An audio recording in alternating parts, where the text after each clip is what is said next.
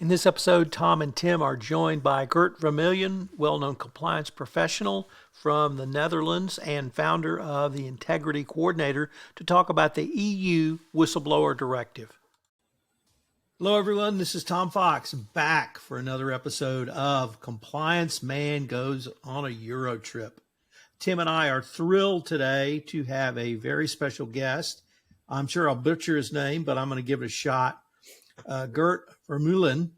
And Geert is a well-known compliance professional. He writes, speaks, publishes prolifically, someone I follow for compliance with a European and EU angle.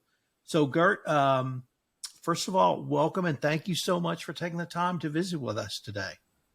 Yes, and thank you for having me. So, as I understand it, you're the founder of the Integrity Coordinator, whose mission is to help organizations with fairness and integrity. You've been launching and coordinating whistleblowing procedures since 2007 and literally have handled hundreds of cases, small, medium, large, multinationals, domestic companies, and you regularly speak on those. With that, Geert, could I ask you to tell us a little bit more about your professional background? So I'm also a former chief compliance officer, many years in the profession at two multinational companies, where I also used to coordinate the whistleblower or speak up procedures. And some 7 years ago, I started ECMC, where I mainly act as a trainer, consultant, external ethics and compliance officer. 3 years ago, the integrity coordinator. I'm also quite active in the profession. So I'm the former president of the Dutch Compliance Officer Association, where I'm still active. And I advise the Hague University on the content of their compliance minor. And I'm also a guest lecturer at a number of universities. Tim, over to you. All right. Thank you. First of all, thank you for joining us. And I'm so glad that we have a chance to talk with one of the best European experts. So here it's so good that you are here, and we should tell to our viewers that we know each other for many years, and I'm also learning a lot from you and from Tom. So, gentlemen, let's get to the business. Whistleblower, European Whistleblower Directive. Here, you know everything about that. What is, in your view, the biggest challenge for the European corporations in terms of implementation of those partially new requirements as to whistleblower? Yeah, so I think specifically challenging is the fact that it is, as you say, Tim. So it's a directive, and a directive always has to be implemented into the national law of the member states. And every member state has done that a little bit differently. So there are some commonalities, but into the specifics, each member state has done that a little bit differently. For example, each member state has different specifications on what can be reported or what cannot be reported, after which there is a protection against retaliation. So as a consequence, because each member state has done that a little bit differently, so also in each member state, companies will have to roll out different procedures and open up different whistleblowing channels. I've been, I think even 1.5 years ago, I was pretty positive that multinational companies could still continue with one global whistleblowing procedure, but now I'm convinced in the EU that is no longer possible.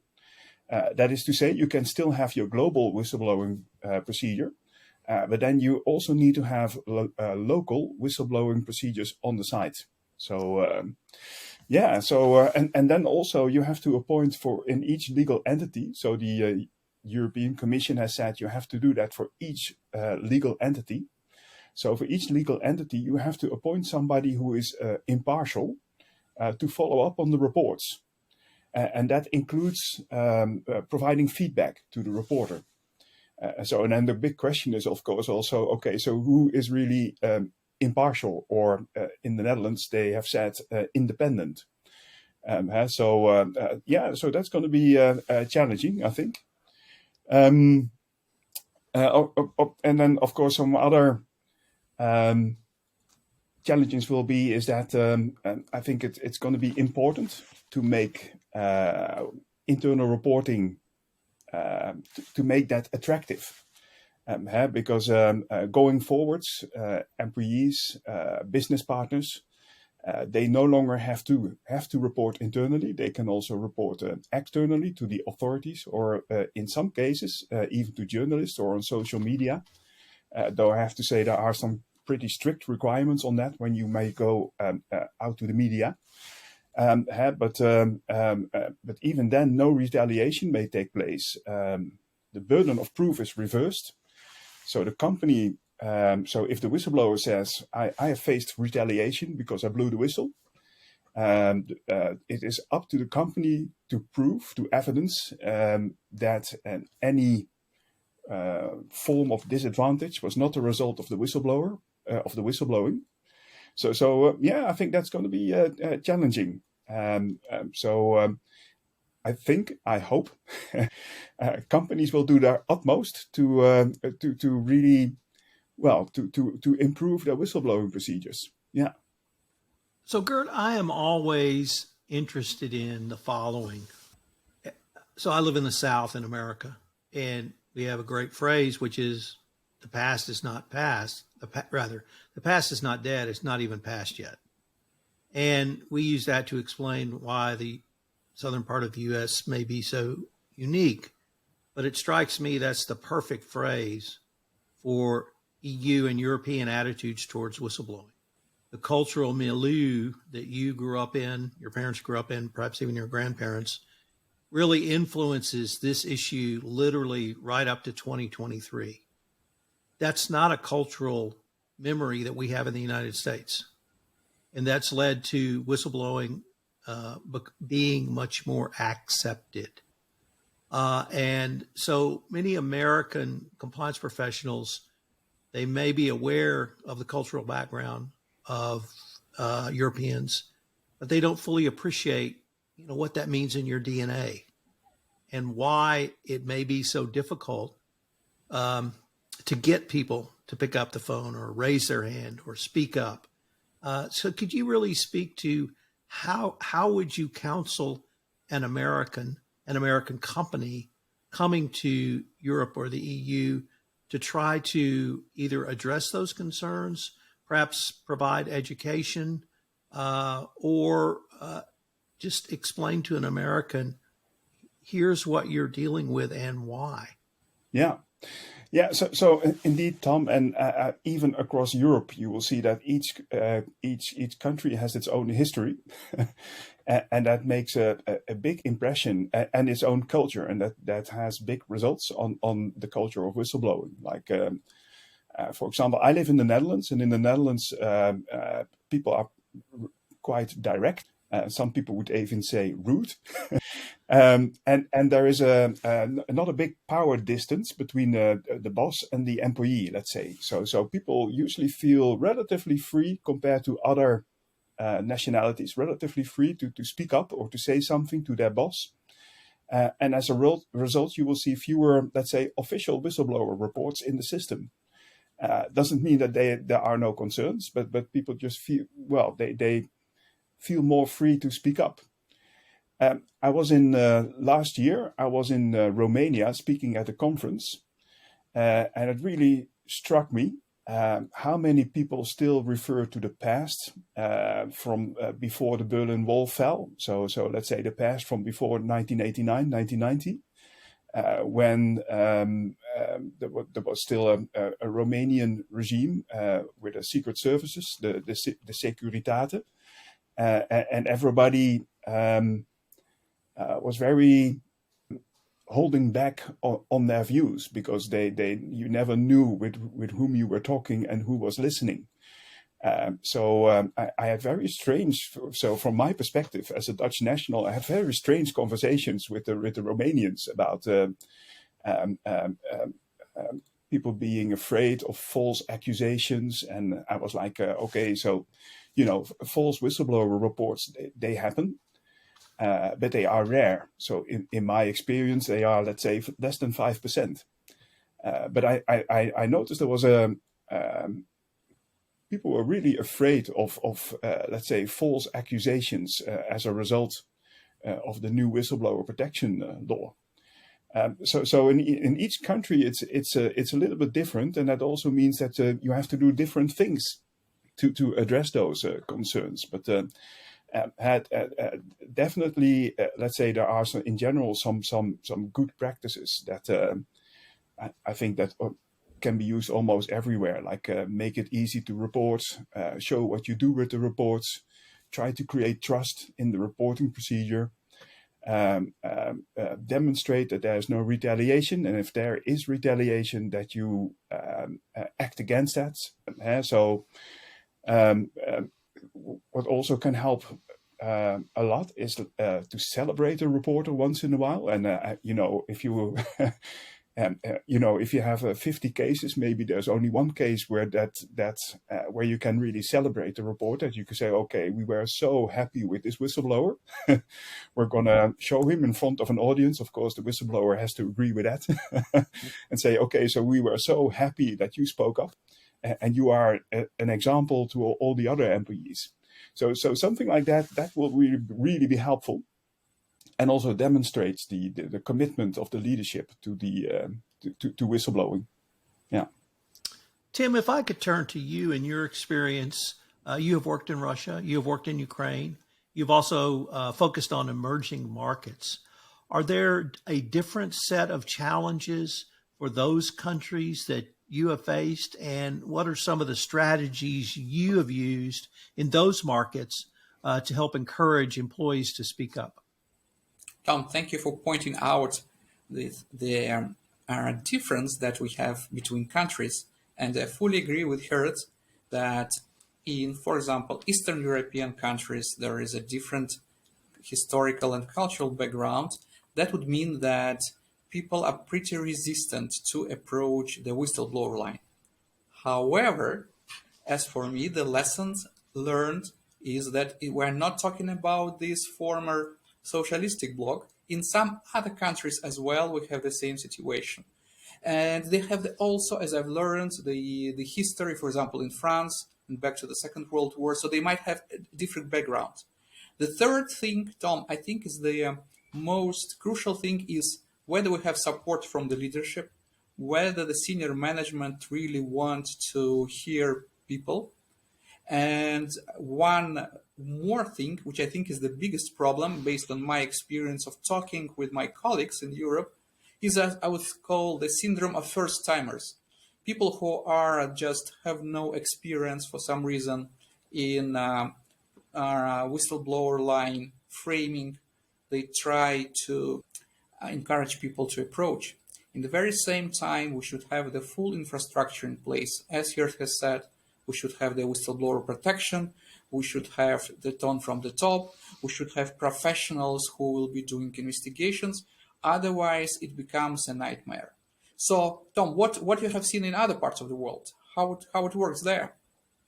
So the difficulty for Americans in all things is understanding, one, there's America, and then to our view, there's the rest of the world. So there's just two categories. And the nuance of individual countries, cultures, or even peoples is unfortunately sometimes lost on us, oftentimes lost on us. So we put a universal structure in place, give training on it, and then just assume everyone will follow it. And if we can find a chief compliance officer or a compliance function that can move past that, what we really need is sort of local guidance. And I want to use that to maybe pick up on a point you raised, Geert, which is certainly within Europe, different countries have different traditions. And having in your country where literally you can go into the boss or your manager and either report something or make a suggestion, but it speaks to a very collaborative culture by tradition, by history. You've had to collaborate to build out what you've created. And so in other countries in Europe, Americans might perceive that Germans are very direct as well. And they would actually say something. But having someone like yourselves guide a U.S. compliance function or U.S. CCO in those differences, I think is the biggest thing that an American compliance officer can do, so they understand the subtle differences, perhaps not so subtle, and to help foster that trust that you both have talked about. And then let me, of course, pick up on something you both said, but Tim, you emphasize it all starts at the top. If management doesn't support the whistleblower, no one's going to step forward. And the best example I can point to you is Barclays Bank had a whistleblower a few years ago who whistleblew about one of the CEO's good friends, and the CEO himself tried to unmask the whistleblower. He went to compliance, he went to security, and to their credit, they didn't tell him, although they kind of hemmed and hawed around and hoped he would go away. And he ended up paying a 500,000 pound fine for that. So no one in Barclays would ever speak up again when you have the CEO doing that. So it's absolutely critical. The types we've mentioned the word speak up culture, and I really try to now move past talking about whistleblowing to a speak up culture, because if you have that culture, then you have the opportunity for real business improvement, where people are not just saying, I saw something illegal, or I saw something unethical, or I saw something I had a question on. They may actually come forward with new ideas. And to foster a culture of transparency and trust can really lead to that. So I really wanted to ask both of you all, how do you really facilitate a culture of trust moving along with transparency? And Geert, since you're the guest, could you start? Yeah. Well, it's the $1,000,000 question. I think the concept of trust is just key. So, in the Netherlands, we have a saying like trust moves away by horse and comes back by foot or something. Well, anyway, it is very easily lost and very difficult to gain. And it's something that has to be earned in the long term. So and it's about it's also about organizational fairness. So it's about when going back to the whistleblowing, it's about like show what you do with the reports, really make sure that there is no retaliation, conduct independent investigations, treat similar cases similarly. So not like, if the big producer, if he or she makes a mistake, you handle that one in the same way as when it is somebody from who has a role at accounting or invoicing or something like that. So it's indeed. So as we already highlighted, the role of the leadership is of crucial importance there.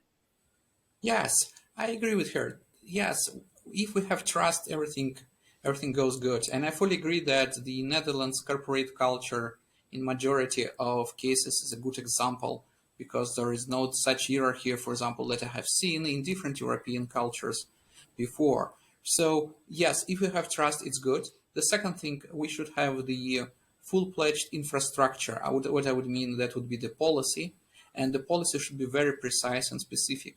I would also recommend, when you are writing this policy, in case if you don't have it, to check the regulatory requirements, because as we are discussing today, for example, there are new European regulations that might impact your business. And the second thing, let's ask to do that someone who has practice in handling these cases, because what I have seen in practice in some countries, that some policies were very theoretical, they are not handy. People just find discrepancies, mismatching, and that's why that leads to not that many cases that are reported, and even those which are reported are never investigated, or there are no measures taken afterwards in a proper way. So it's just having everything in a professional way. That would be my recommendation. And what I have seen that every case, every corporate culture is a unique culture. I'm talking to my colleagues and I see that they have different challenges. There is so much different, but there is so much in similarity across the organizations and compliance officers who are trying to promote speak up culture there. One of the things that the U.S. Department of Justice has moved towards for companies who find themselves in an FCPA enforcement action is an analysis of corporate culture. And they have talked about your whistleblower program as a key indicator of corporate culture. I wanted your view, both of your views on if you find that to be an accurate assessment. And also, how does the whistleblower directives and whistleblowing reports sort of interplay with GDPR? If something comes in, does a compliance officer need to go down and talk to the privacy officer, the data privacy officer, whoever may be designated as that? What might you suggest, at least initially, around privacy issues in the context of a whistleblower program? Yeah, it's it's interesting stuff, and sometimes I have deep discussions about that. But in my view, so also under the GDPR, the General Data Protection Regulation, it's often also about weighing the interests for example, weighing the interests of the individual versus weighing the interests of the investigation. So, like for example, depending on your company policy and privacy statement and things like that. So normally, if a report comes in, I'm not too worried about data protection rules. But at a given moment, like for example, the accused will have to be informed. But when something serious is being reported, then I would say that the interest of the investigation comes first. And yes, of course. So in the end, the individual has to be informed. The accused has to be informed. But you also don't have to tell them everything. So I've seen in practice that let's say somebody would say, okay, so an accusation has come in about me, so I want to see the full investigation report. You don't have to do that.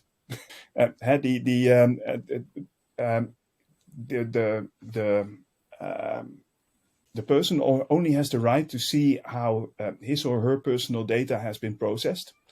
But he doesn't, for example, he doesn't have to know who the whistleblower was. So I've seen some really bad cases where people handed over the full investigation report to the accused, and he started prosecuting the investigators and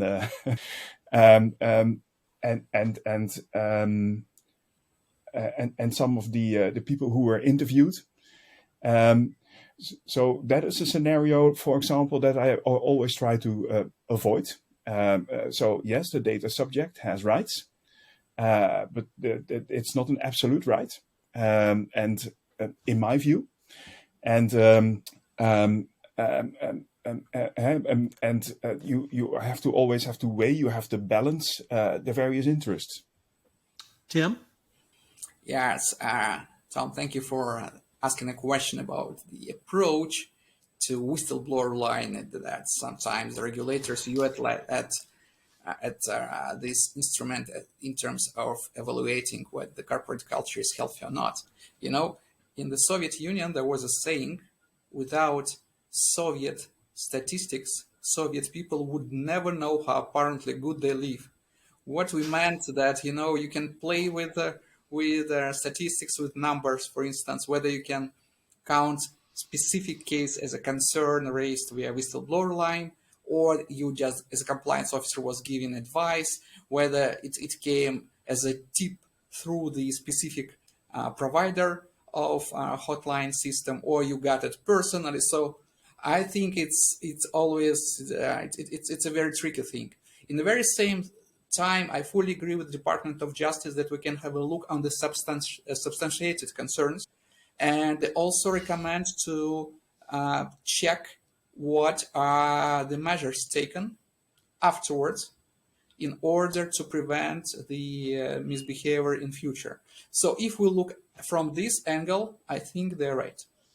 Yeah. Uh, If I may add something to that, Please. I think so. Culture and behavior. Indeed, it is in the DOJ document now on the evaluation of corporate compliance programs. It's something for example, in the Netherlands, that the financial supervisor, the Dutch central bank, has been on top of since the financial crisis, 2008, 2009, let's say. And we developed in the Netherlands. We developed some pretty good stuff. At the Association of Dutch Compliance Officers, for example, we developed a toolbox with some 40 tools that compliance officers can use to influence culture and behavior. And we're working on the translation, so it's going to be open source, available to everybody. Kurt, I'd like to end by asking you to perhaps reflect on the journey of the idea of a whistleblower in Europe and the EU. You've been in this specialty probably as long as anyone I know in Europe. So how have you seen it evolve, and what are your thoughts for where it may go 5 or even 10 years down the road? Yeah, it's been an interesting journey, Tom, I have to say. So in 2007, 2008, I was working for a US-based company, and I was asked to roll out whistleblowing procedures in 60 countries in my region, in Europe, Middle East, and Africa. Middle East and Africa was not that much of a problem, but Europe, ooh. So, definitely in 2008, let's say, we were not really welcomed with whistleblowing procedures. There was a big resistance in France from the Data Protection Authority, and also saying like, okay, so some types of reports could be reported and other types could not be reported. There was big resistance in Spain and Germany around anonymity. But gradually we have seen that changing. So we have gradually seen that changing. So let's say from 2015 onwards, we saw some national laws coming up on the protection of whistleblowers in various countries, like in Ireland, in the Netherlands, in Italy on whistleblowers on corruption, and in a couple more countries. Most interestingly, at a given moment in Germany and in Spain, it was no longer prohibited to roll out anonymous reporting channels. So that was for me, that was a big change. Like, okay, so what happened there? And it has to do also something with, of course, with the national past of those countries, Germany and Spain.